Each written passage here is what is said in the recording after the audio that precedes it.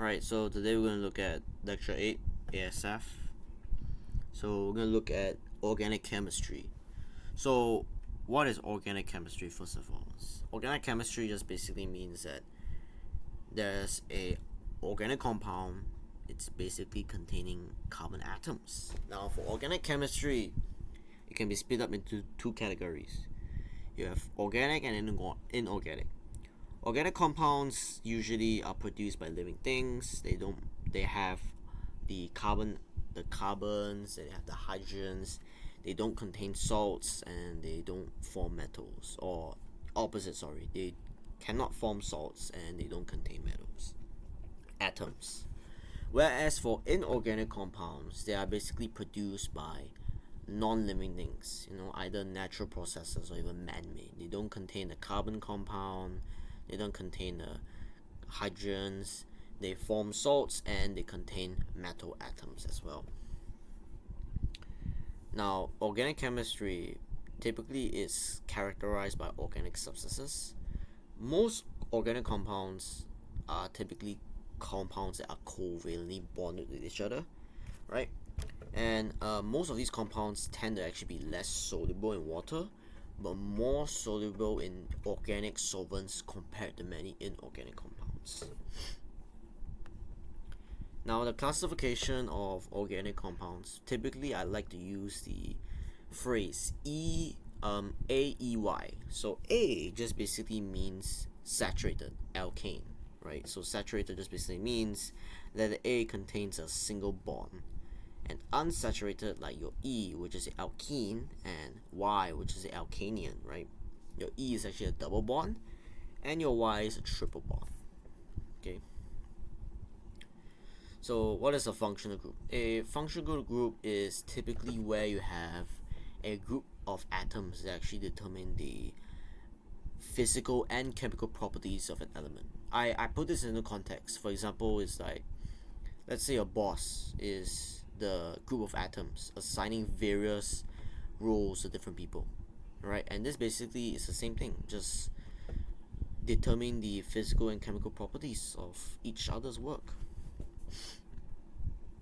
Now, when naming organic compounds, we typically use the IUPAC name, right? It has prefixes, suffixes, and infixes.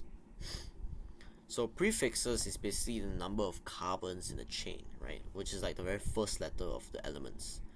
For example, you have meth, F, prof, bute, pent, hex, herpets, ox, nox, dikes.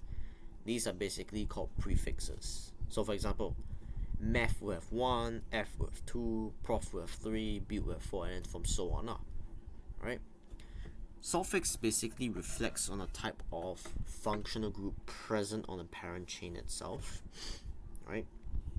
And infix just basically are side chains, right? For example, if they ask for a methanol group will actually appear on that side chain. Like if they ask for 2-methanol pentanol, 5 carbons, and you know that methanol group is actually bonded to the second carbon itself, ascending from there.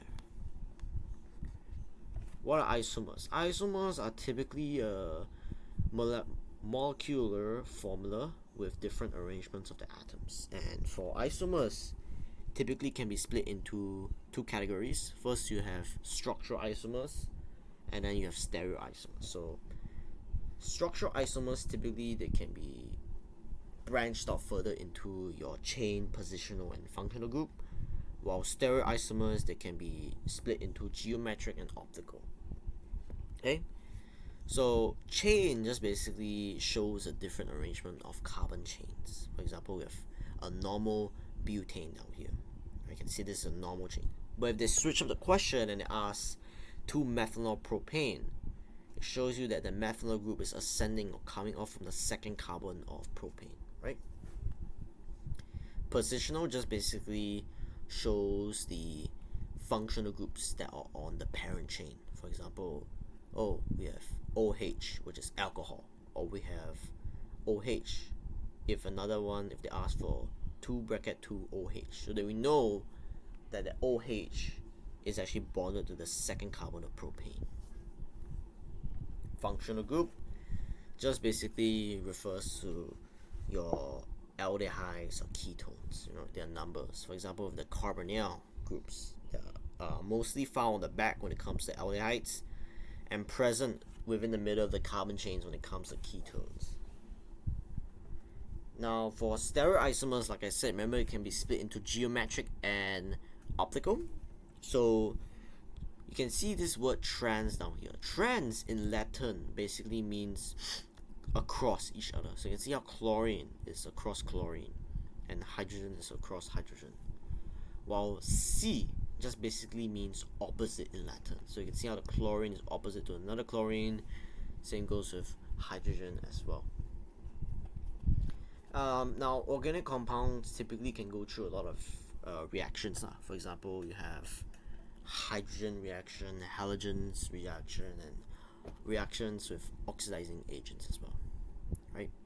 So this is the Appendix A, common functional groups: alkanes, alkenes, alkanions, alcohols, alkyl halides, esters, nitrile, and aldehydes as well. So that will be it for lecture 8.